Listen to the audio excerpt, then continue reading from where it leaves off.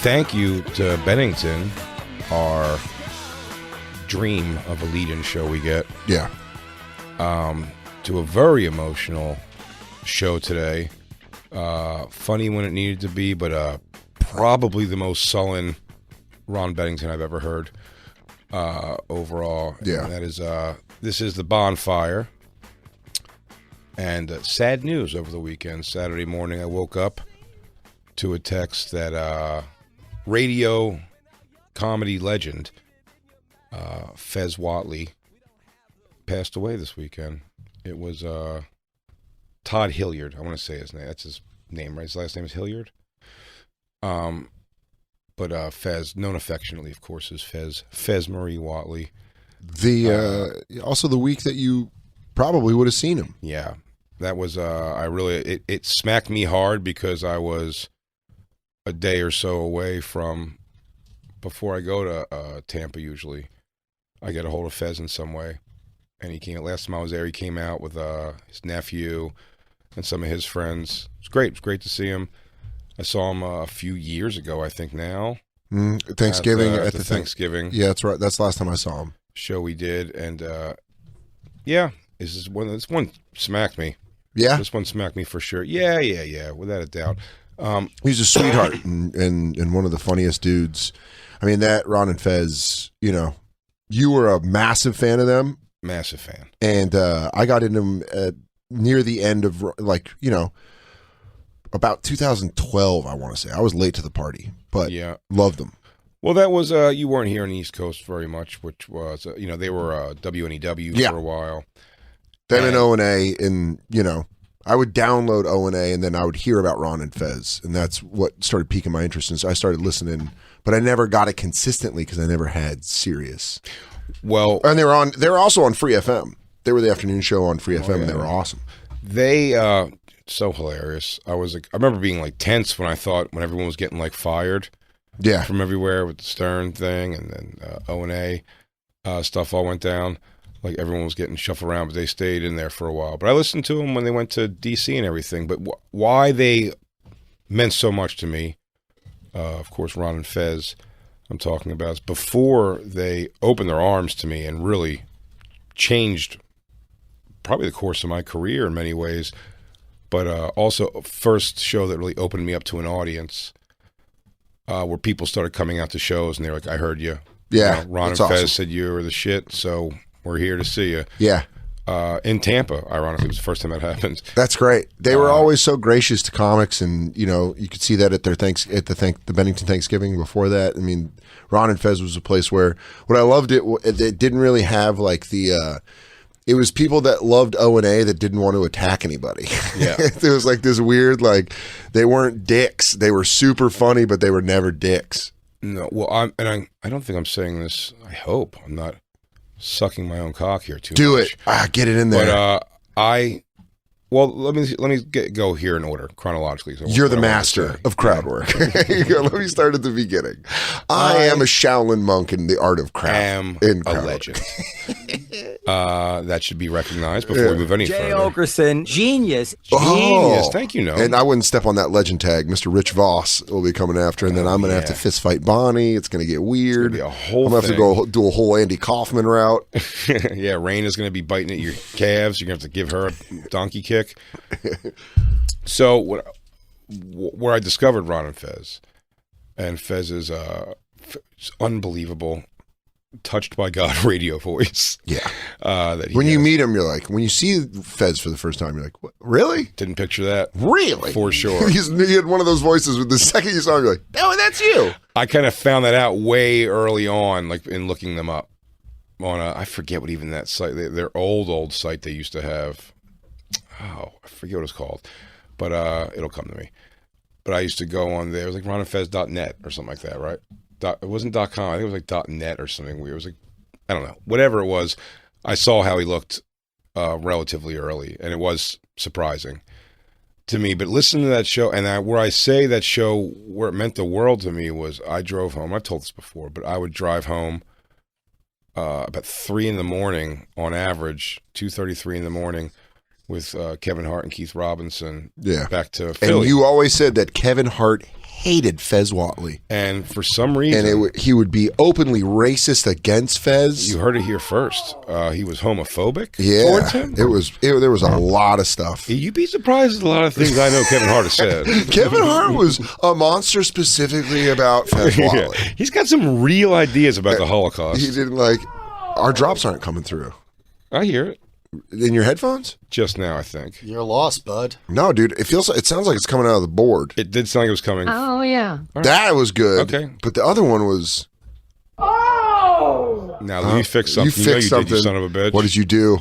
Shifty Witsky? You did Shiftwitz. something, you son of a bitch. Shifty Witsky, what the fuck you got going on? But, no, I don't want to buy the copper wire you came to work with. Eventually, Kevin Hart would just tuck her out from going on his homophobic anti-Fez rants.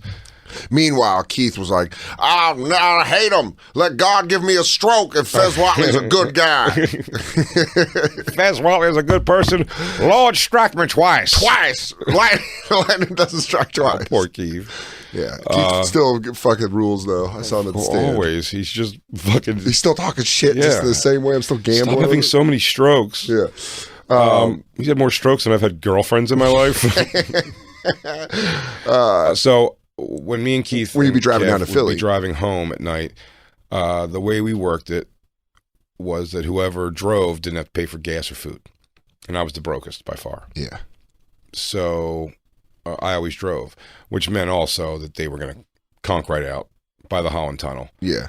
And then it was just Did you ever pick Kev up like a sleepy kid and go like, "Hey, we're home," and he's like in your arms, "Hey," and he goes, "Hey, we're back in Philadelphia." No, but there's a great when he got hammered one time, and when he got out, he was slept the whole way home, and he got out of the car. Yeah. When Keith dropped him off, and then when he got home and opened the car door and the light came on, Kev just pissed all over the fucking car seat. Oh my god! I think it was his Ford Focus. Oh, that's great. Pissing in a Ford Focus. Yo, Keith had a Ford Focus. You know how broke me and Kevin Hart were at the time, though? Keith had a Ford Focus, and we treated it like it was a Mercedes. He's like, we'll take the Focus up tonight. Oh. I'm like, oh, what do we have to do? With a mounted Easy Pass. Ooh. Holy shit, this guy's doing it. Are you sure we could take the Nebuchadnezzar up to New York? It's a fucking Ford Focus. The Nebuchadnezzar. Dude, we thought that Ford Focus was like, low. Like, wow, look at these. I'm telling you, it was a time where you were like, your car windows weren't definitely power. Oh, that was the 50-50, the turn of the century. They weren't always. There was options. My dad shittiest always car had option now is power windows. There's no roll windows anymore at all. I don't think you can get roll. My dad always had roll windows. Always, never had a car without it. Well, roll windows are great though to pop a butt in your mouth and not hold it with a finger, and while you're rolling something down. Oh, you look badass. It looks good rolling down, like chugging down a window with a cigarette hanging out of your mouth. It's pretty cool. Better be spouting some world-changing advice. Oh yeah, for sure. That's when you check the other side of it, and I'm gonna tell you something about women. Yeah. They listen until they don't. Yeah. Never bet on a pony that has the same name as your ex-wife. Yeah. Right. If a guy looks happy at the table, he's cheating. Walk away from that game of poker. So those guys would fall asleep, and I would, for the first hour of my hour and 30-minute some ride, I'd get Ron and Fez, the replay. That was like the first podcast. Yeah. And man, it just caught their dynamic. True friends. That's it. The real originator of, on grand scale, like that real, and it's what Ronnie, I believe I'm quoting him properly, has always said, like this job, he just wanted to, it's like he professionally hangs with the guys on the corner. Yeah. Just talking shit. And like, damn, it was that. Yeah. And years later, after being a super fan, illegally downloading their episodes. You don't need to say that. When I didn't have SiriusXM. Stealing money from a dead man's mouth. Then I got a car. Stealing money from his mouth, from his pocket. This is before the app. So then I got a car. Okay. Started paying for it. I can listen to it in my car now. You broke good. I broke good. And started listening to the show again a lot in the car.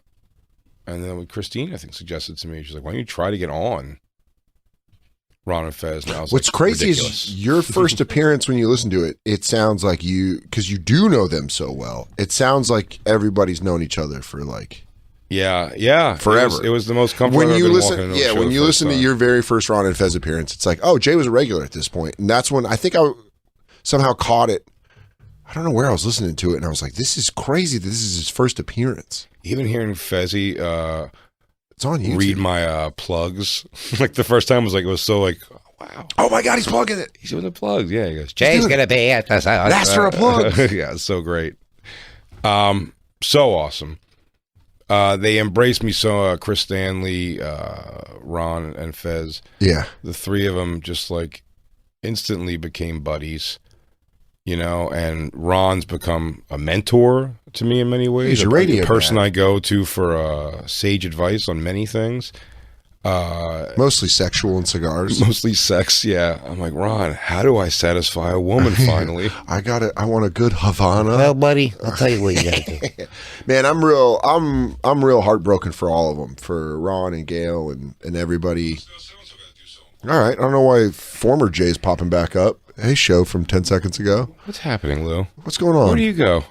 What are you doing? Bro, everything's fine. I mean, Something stuff's wacky popping just out. happens. Yeah, it wasn't from me. Maybe one of you guys' phone is on in your pockets. I don't know. It's on with my voice. I don't like this. I don't Yeah, like I this don't new know. this new Lou where he just kind of passes the buck. Oh, single Lou's fucking, he's doing meth. What Yeah. did you guys do this time?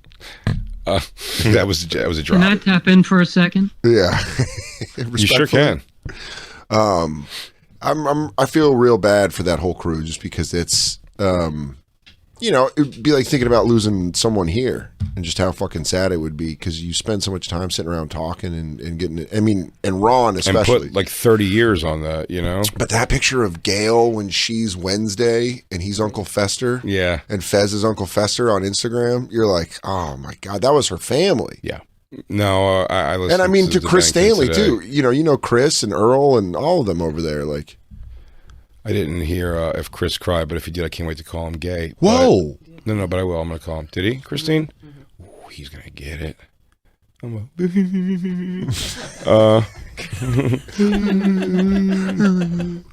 my boss and my friend.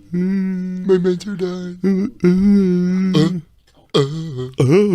You stop just to keep making fun of him. He goes, all right, Jay, that's enough. And you go, no, yeah, you're right.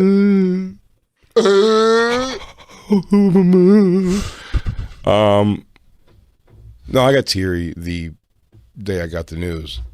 Genuinely, and the first thing I thought, I was like, oh man, it's like coming to the week where I would like have a chance to see him. That sometime. really sucks.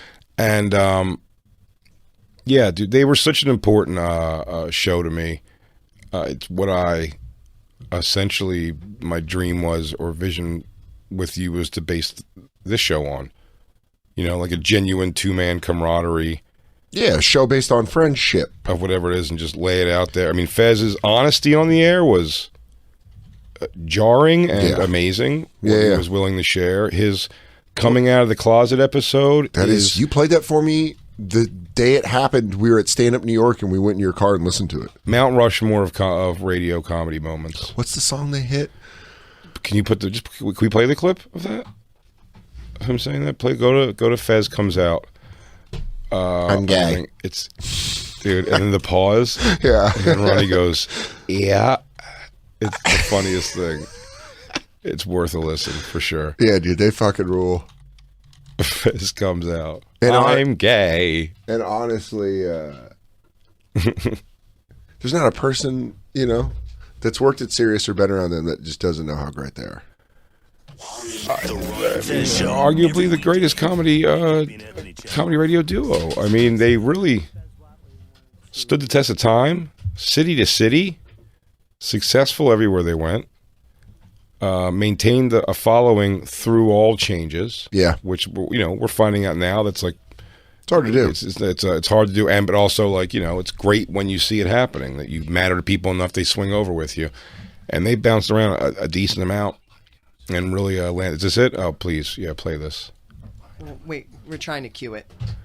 Oh, to the actual part. Yeah. Oh, okay. I thought we were hoping to listen to 5 minutes of it and just kind of, kick our feet up. Yeah. What do I got to work hard? Today, of course. I was kidding. You guys cue it up. I was just going to take their show and play it over our show. What a fun way to be like, all right, I got 5 minutes. You know, guys, in honor of Fez, we're going to take the day off and just play Ron and Fez episode. Guys, we're going to do Comedy Central's original idea for this show and just toss the clips. Yeah. Lou, you wouldn't mind hanging around and doing commercials, would you? Yeah, could you read the commercials? Commercials? Well, first off, we should say we are in studio today. We are in studio And today. for Wednesday and Thursday, we get studio time. We're also, as they cue up the Ron and Fez clip, we're in our old home. This is the site of Jacob doing push-ups outside for Deb. That's right. This is ghillie suits. This was Artie Lang walking in here on heroin and scaring both of us in a sad way. Artie Lang coming in and nose just bleeding out of nowhere. Dude, I swear to God, if you find that exact episode, you can hear both of us gasp the second he walks in. We're like, oh, fuck. And then when he's... Kills. And then he just kills. But he had one of those lines popping up out of a nod. Yeah.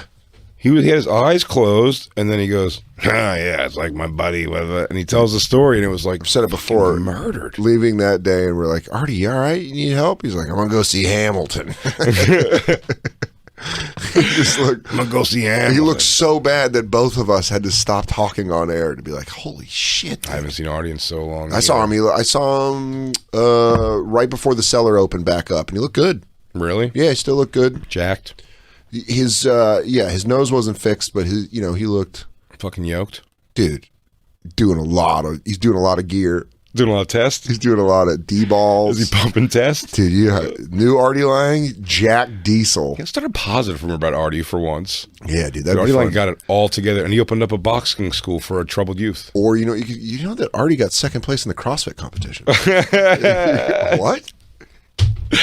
You know, Artie just got back from the Olympic trials. Yeah, he just clean and jerk. He's like, oh my God. Get the fuck out of here. Oh my God.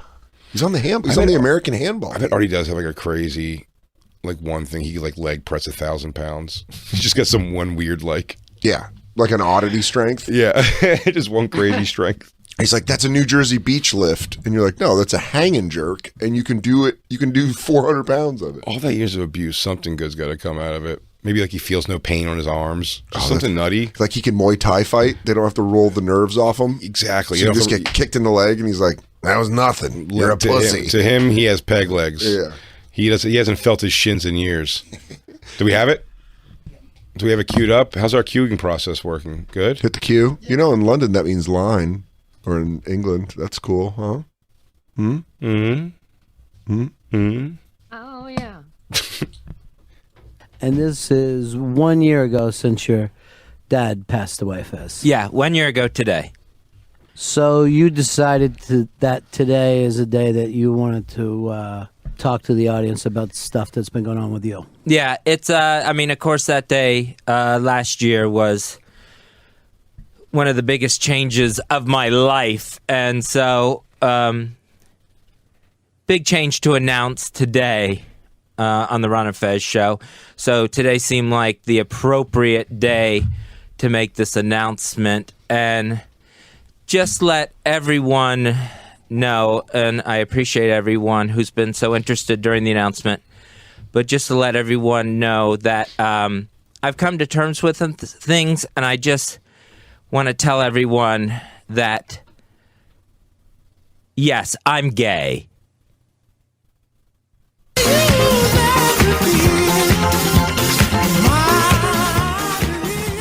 And I am gay.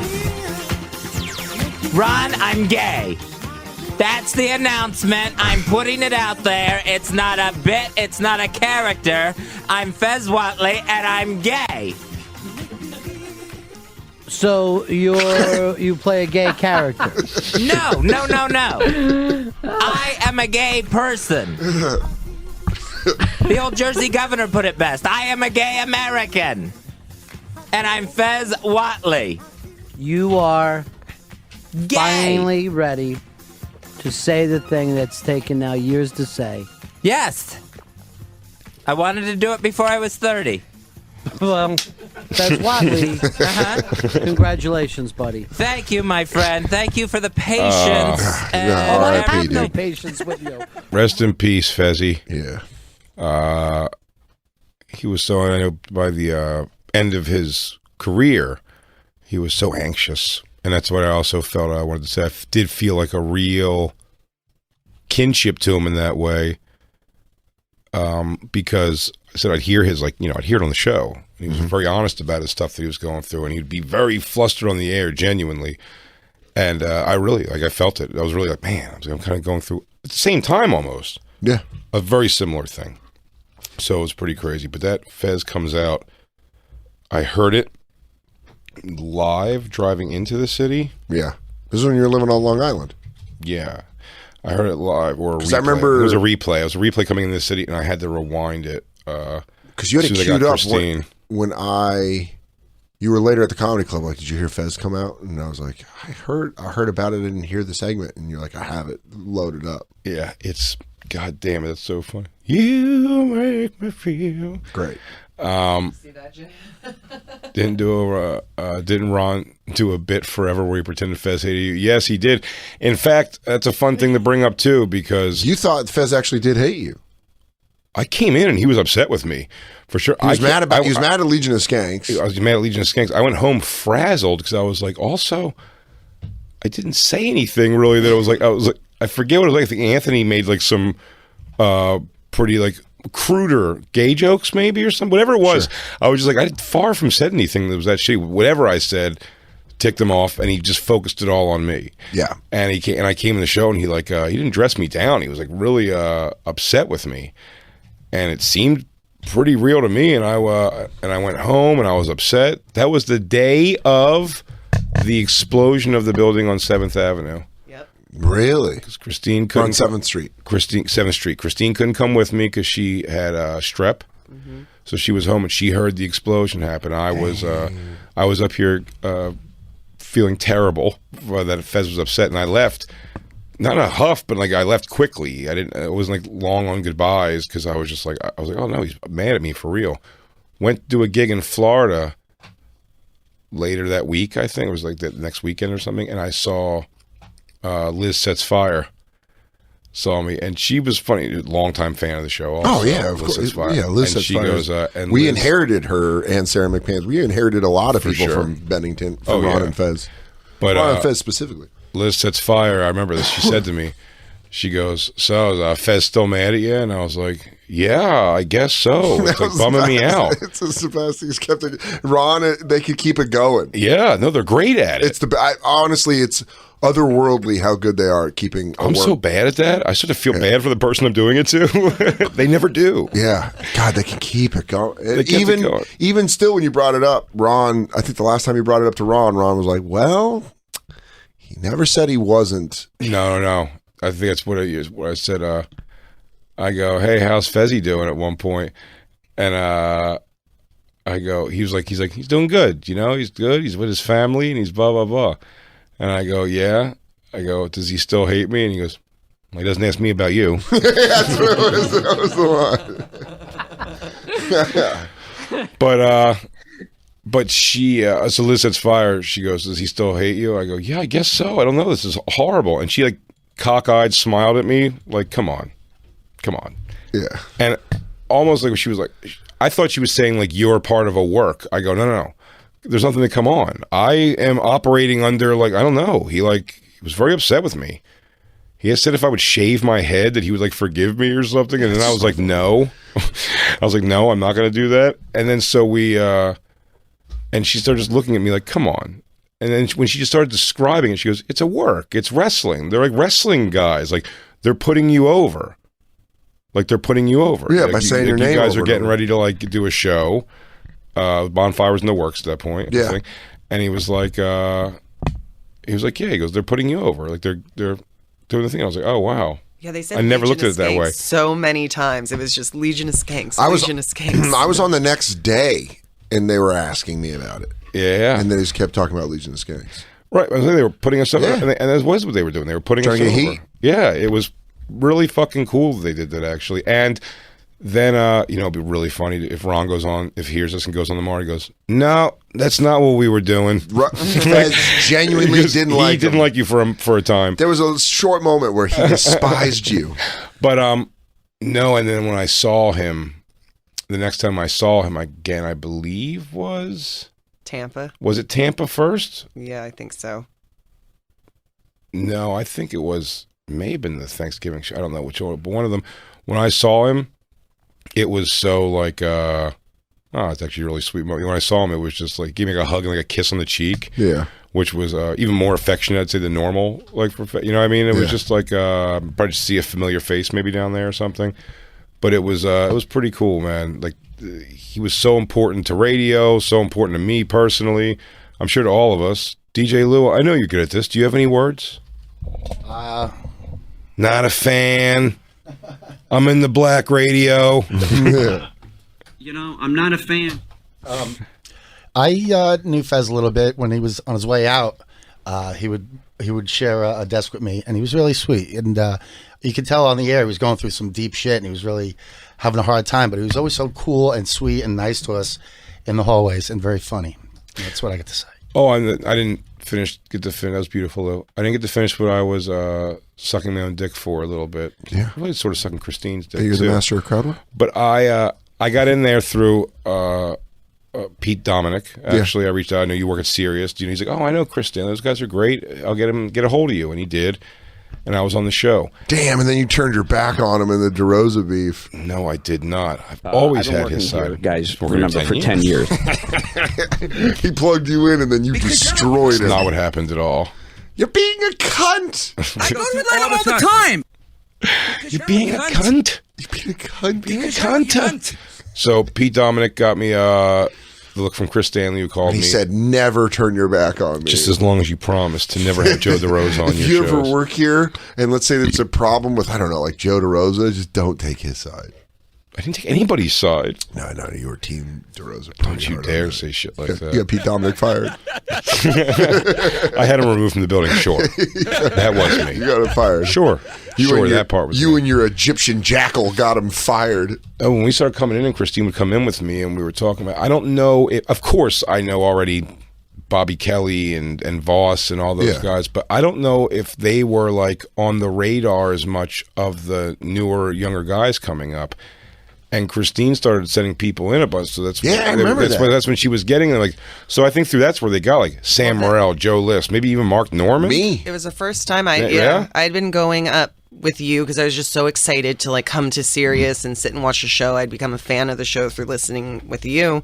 And when they made the move from Opie and Anthony channel over to Raw Dog, they asked me about booking comics, like bringing comics into the show. And I put a list together of like, 40 comics to bring up and try to pitch it. And it was my first booking job ever where I was able to like Didn't you get in Che before Che was Che? I think so, yeah. I'd have to look at the original list, but I was so excited because I saw what they had done for you, just as far as touring and people showing up from Ron and Fez. I was so excited to have something to like bring comics into, to like, give them this incredible forum to try to like shine on the show, to then maybe have that translate into people coming out to see them. Well, they set you up to win, which is great. Yeah. I don't know if me and Dan do that. No. We set you up to watch us. We greedy. set you up to watch us be funny, though. Yeah, come over to our house and watch us play with our toys. Hey, if you want to see this person be funny, go see him on their tour. Right now, you're going to watch me and Dan be funny. It really is. We're like, come down to the basement. All right, I got my fort set up, so you can just hang out on the couch. Oh, if it excites anybody, I believe next Monday we'll have for the full show again Tony Roberts. Yeah.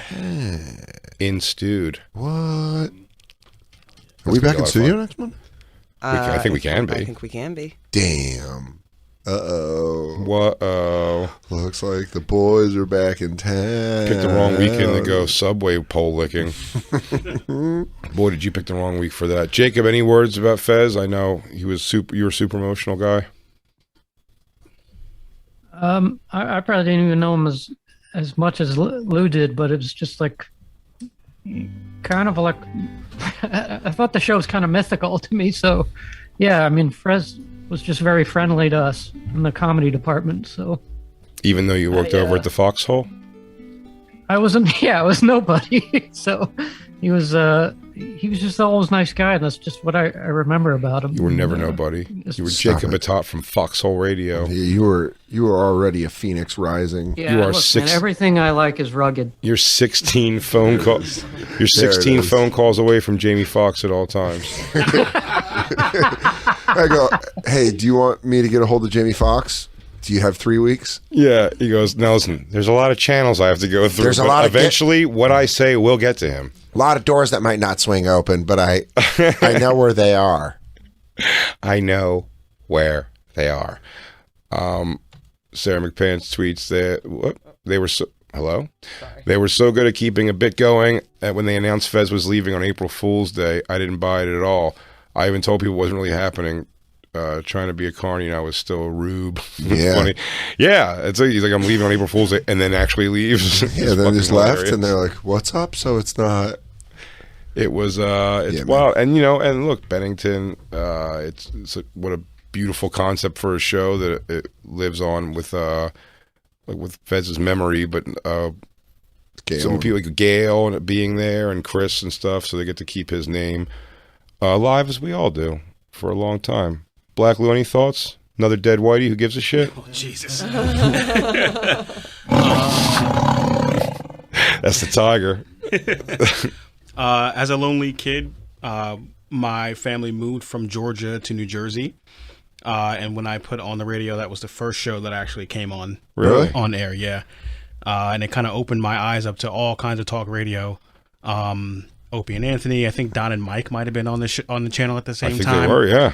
Yeah, man. I briefly remember Don and Mike. That was NEW? NEW. Yeah. And always loved Fez. And then when I came to intern for Opie, it was awesome seeing him in person and being like a foot from him. Like, I do rarely get starstruck, but with Fez, I was like, holy, he's right here. Yeah. Fez is right here. And just standing next to you in the booth? Yeah. It was awesome. He's definitely a part of my radio DNA. Yeah. 100%. Being a fan and an employee, definitely. Christine met him, came on to him. 3 weeks later, he came out as gay. Crazy.